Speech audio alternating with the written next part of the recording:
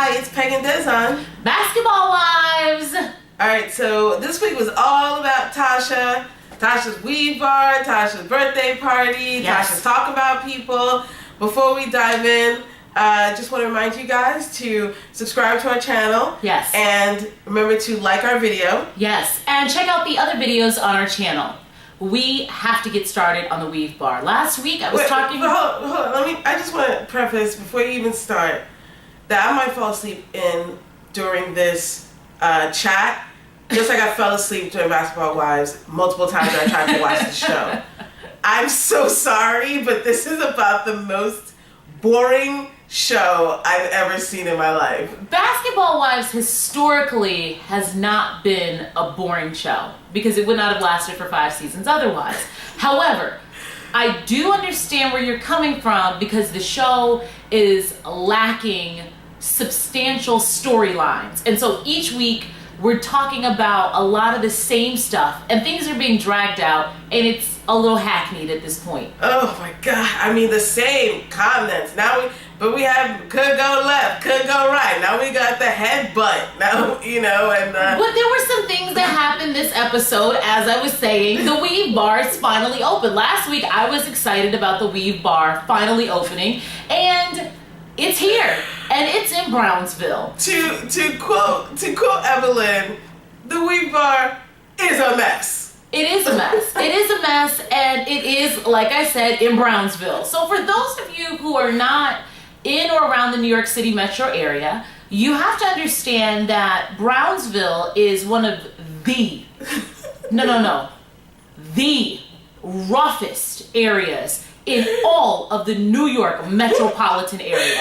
It comes only second to the South Bronx in terms of murder rate and poverty. And those are real statistics. I'm not even being classist and egregious right now. And when people talk about Brownsville, they say Brownsville never ran, never will.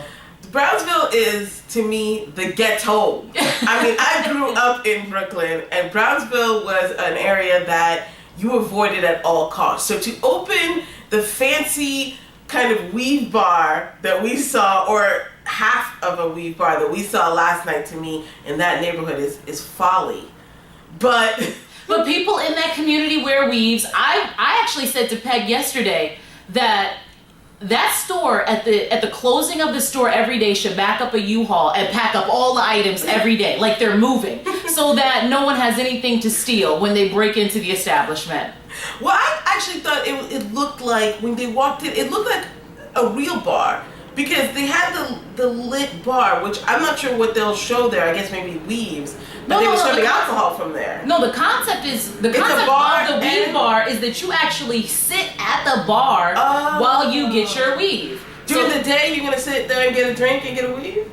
Well, I don't know if they serving alcohol. They didn't say a word about liquor in the concept I of the saw show. liquor. Maybe that was for the grand opening. So clearly there's a lot of confusion. I don't know where the weaves will be done. She doesn't know if they're serving liquor. But what we do know is that the drywall was still up. We know that the generator didn't look like it was running because a lot of people still had their coats on. It looked like the televisions were not up. And we also learned that Tasha doesn't know anything about hair.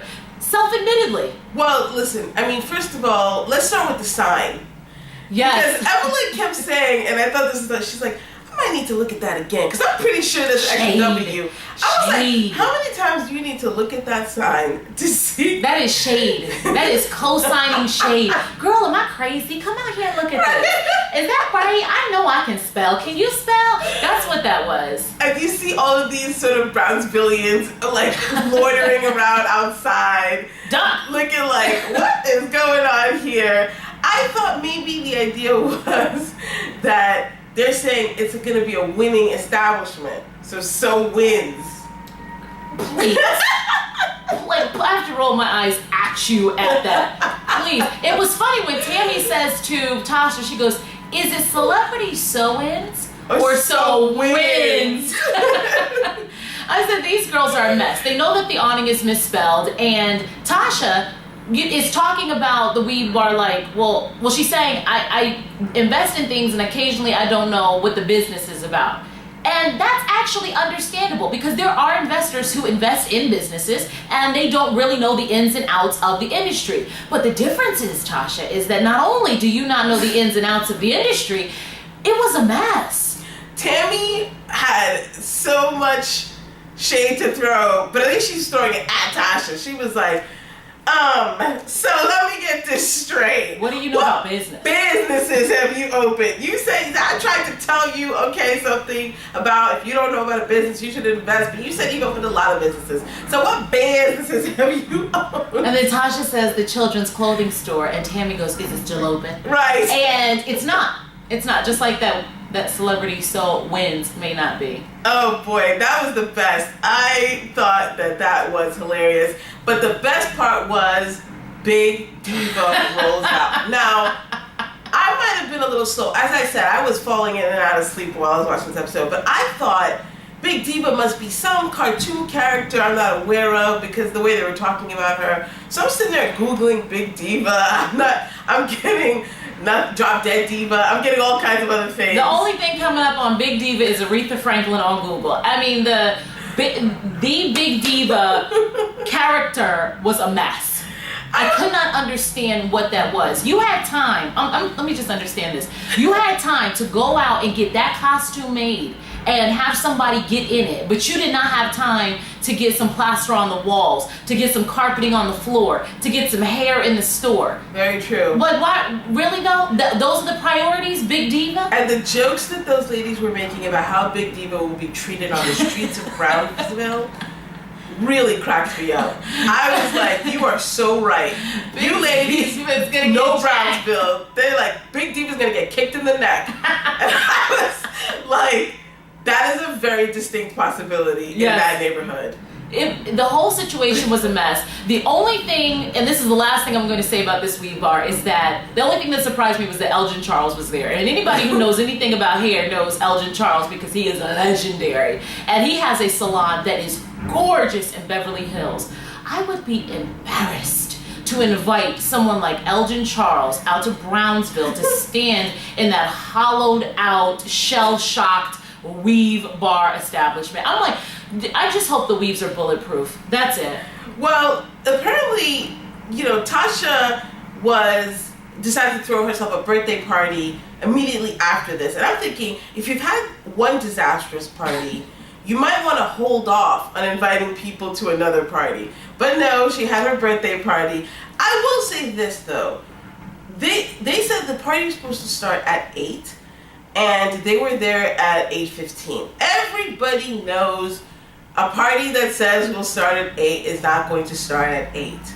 Why are you arriving at 8:15? I thought the same thing until Shawnee makes a comment in the preview of the upcoming episode, and she says that they were there for 2 hours. Now, I don't know if they were actually there for 2 hours or that's Shawnee covering her behind because Tasha calls them out for leaving the party because they do leave the party. They have some snacks. And they leave this big old bag of dildos on a couch at the bar, which is the oddest thing. So yeah, that's a joke that has no context. That's a joke gift.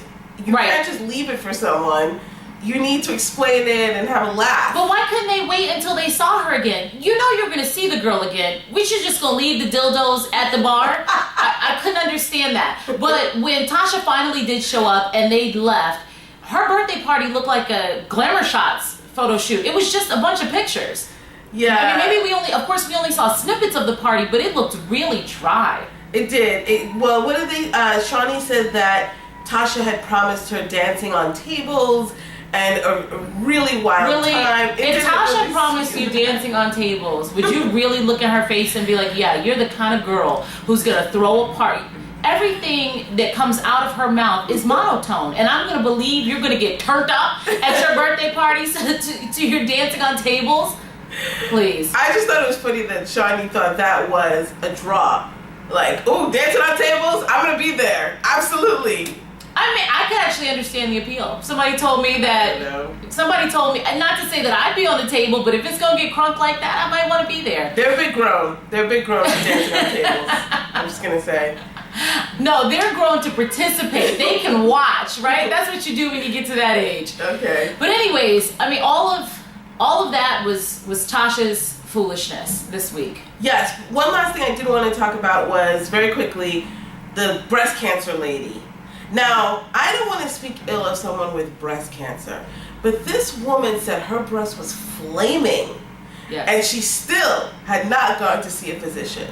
She waited until the basketball wives went to get mammograms before she thought, maybe I should get a mammogram.